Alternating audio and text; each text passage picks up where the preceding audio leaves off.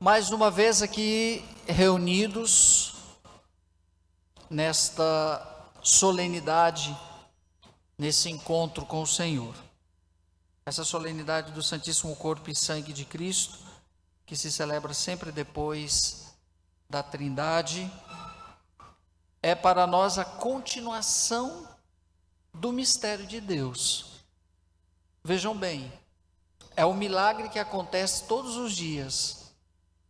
É o único milagre que acontece todos os dias, em cada missa celebrada. É mistério.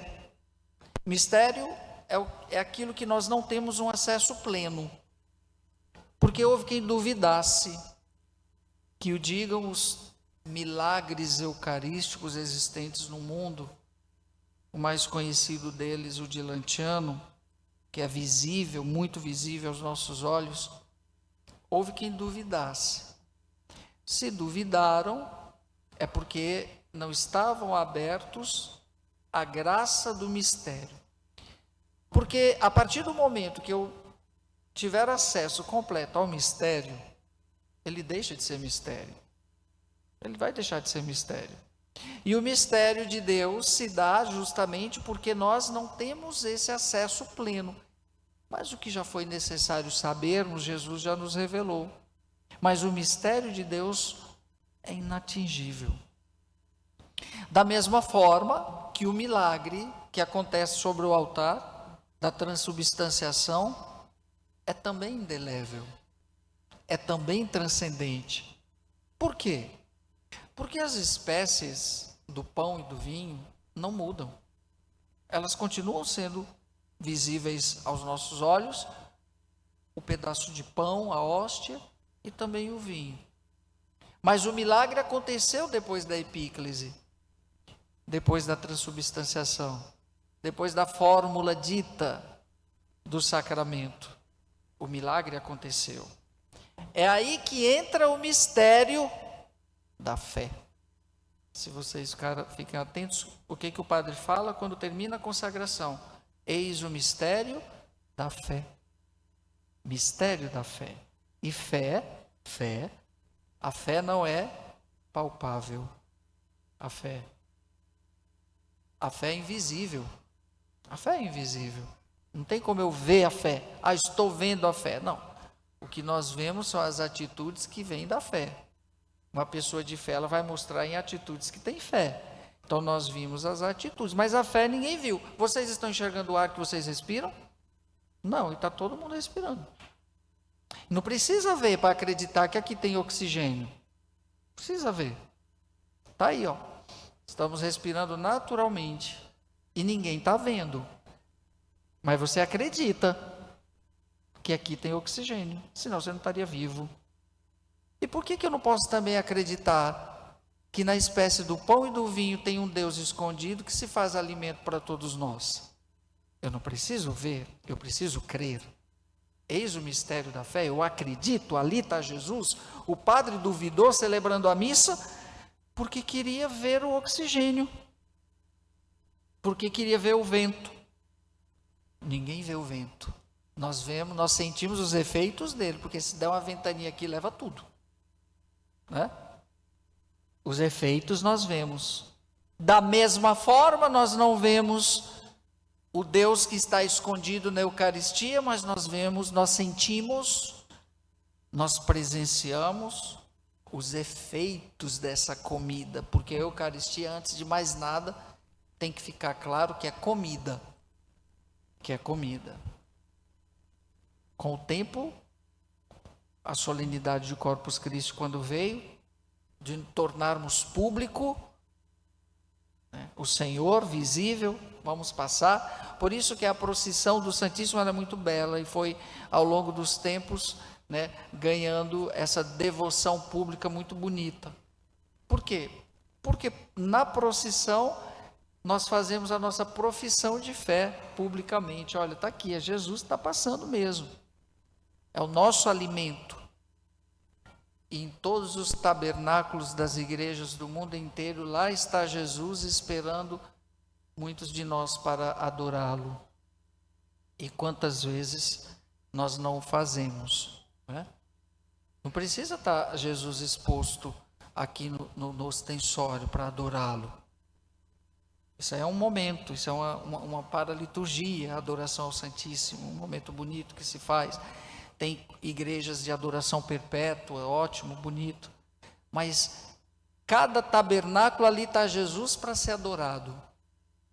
A partir do meu gesto, a partir da minha inclinação, da abertura do meu coração. E quantas vezes nós passamos em frente à igreja e não entramos para cumprimentar Jesus?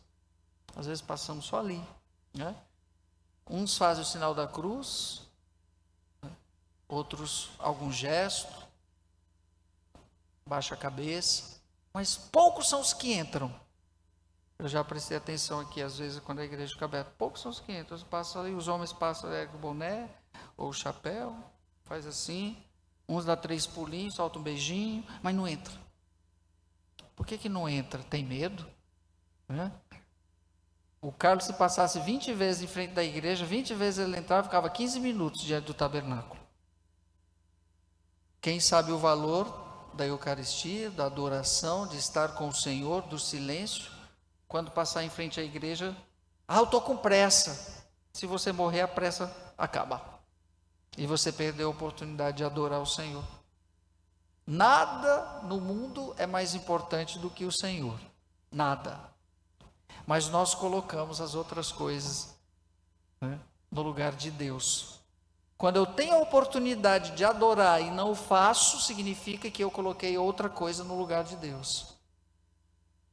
Quando eu tenho a oportunidade de comungar e não comungo, significa que outra coisa foi muito mais importante.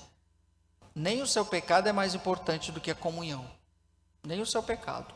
Né? Nem o seu pecado. Embora devemos comungar em estado de graça, mas o seu pecado não é maior do que a graça que a comunhão dá. Porque às vezes as pessoas vão usando o argumento, não estou em pecado, e nunca confessa, fica a vida toda, né? E nunca faz a reconciliação com Deus para que possa. Eu não entendo, repito, não entendo pessoas que vêm à missa, podem comungar e não comungam. Não entendo, sinceramente não entendo. Você vir à missa e não receber o alimento maior, a Eucaristia, né? Não entendo. Porém, as pessoas têm algumas práticas que elas criam que a gente fica assim questionando. Que sentido que teve se eu não me alimentei do que é oferecido na missa, que é o centro dela, a comunhão? É bom pensarmos nisso também. Mas o dia de hoje é muito importante porque também nos chama a atenção a adoração mesmo, ao nosso silêncio que temos que ter, a nossa relação com Deus e a minha relação com o mistério de Deus da Eucaristia. Como eu disse antes, eu não preciso ver para acreditar, até porque a fé, ela é de dentro para fora. A fé, ela vem motivada por aquilo que a alma necessita. Então a alma, o espírito é sempre o termômetro da fé. Por que eu necessito de coisas externas? Eu acho que foi por isso, né, o Carlos olhando as pessoas que necessitam da sinestesia, de usar os seus sentidos para acreditarem. Eu acho que talvez isso foi até a motivação do Carlos para pesquisar sobre os milagres eucarísticos e deixar disponível para todo mundo ver. Olha, está aqui. Será se mesmo diante dos milagres que os sentidos puderam ver e tocar, vocês ainda não acreditam nesse milagre que acontece aqui todos os dias? Que graça, né? Que graça. Eu recordo de um casal que conheci, que eles eram impedidos de comungar, né, por estarem numa relação ilegítima, não casados na igreja, mas sofriam porque não podiam comungar, mas também não se esforçaram para fazer o processo devido, para restabilizar a comunhão na vida. Aí eu recordo que o filho fez a primeira comunhão, eu fui convidado para depois uma recepção, e a alegria da mãe chorando, do pai, porque hoje a Eucaristia entrou na minha casa pelo meu filho, né? Olha que devoção, que gesto bonito.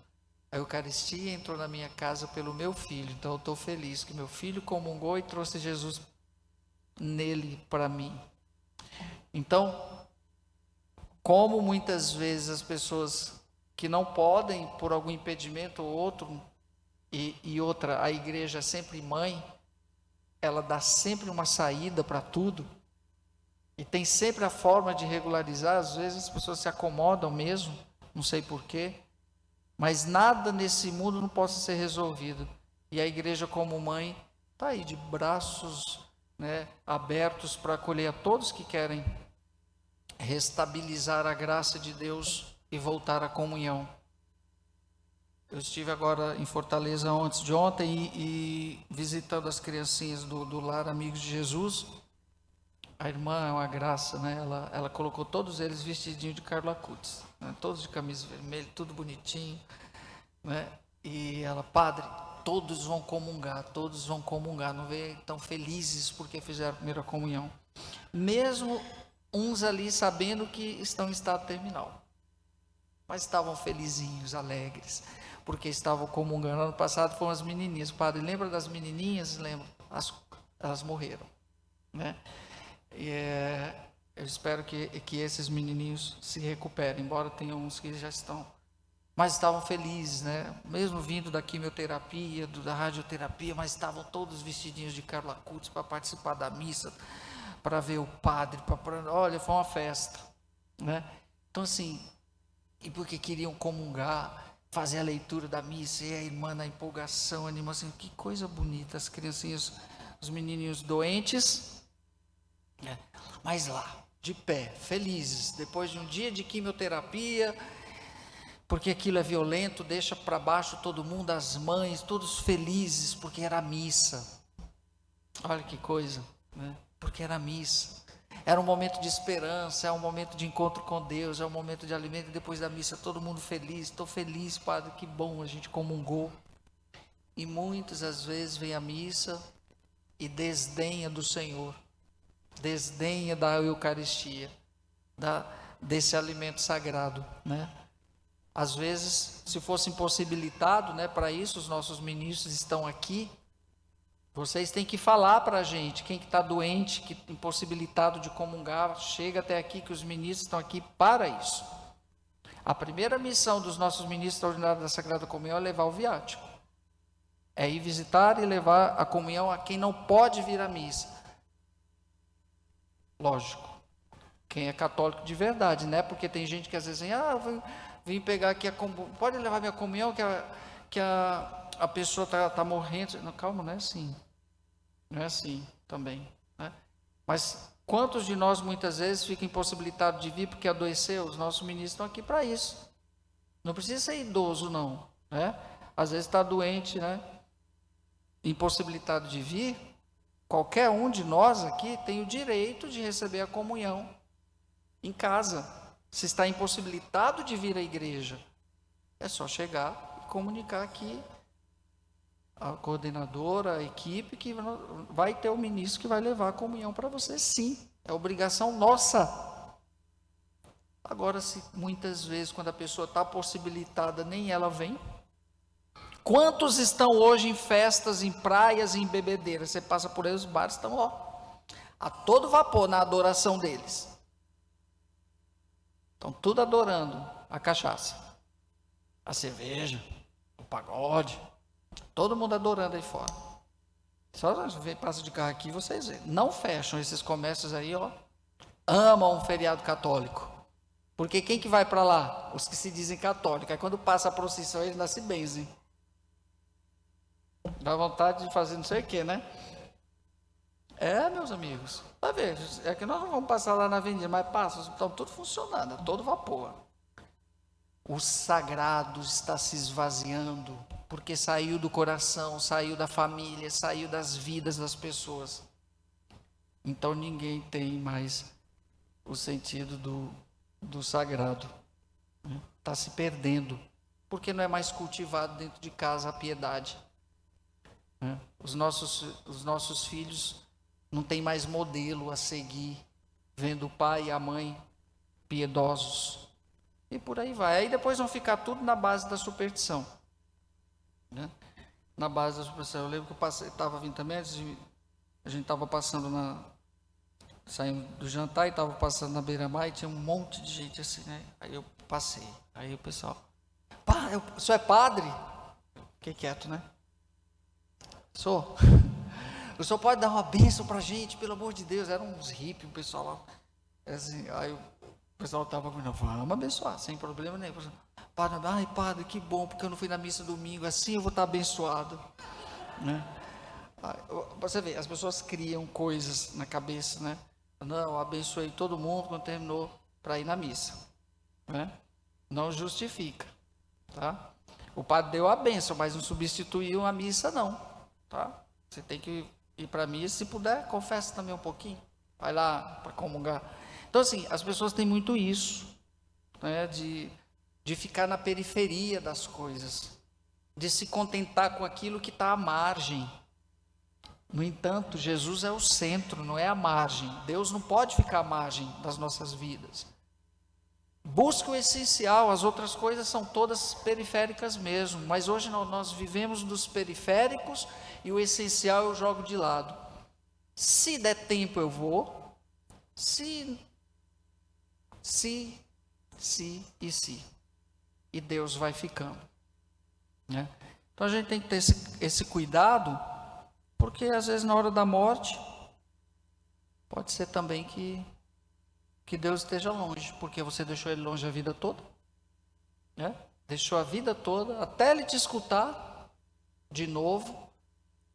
Então que o dia de hoje, eu espero que realmente quem veio fazer adoração hoje possa ter se alimentado um pouquinho da presença de Deus no silêncio que fez nesse dia de hoje, mas que seja uma continuidade. Quando vir a missa, não precisa chegar em cima do horário, chega antes para adorar, durante a semana, 1 hora antes. Todo dia a igreja está aberta, né? Dá para você chegar, ficar adorando, se não está com compromisso, outro momento, mas nunca deixemos de fazer e de ter esse encontro profundo com Jesus na adoração.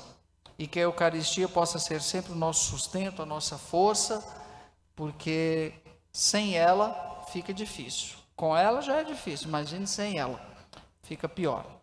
Então que a comunhão, e cada vez que comungarmos, possamos ter esse sentido de que a presença de Deus plena em mim, Deus pleno em mim, no seu amor, como alimento que me sustenta.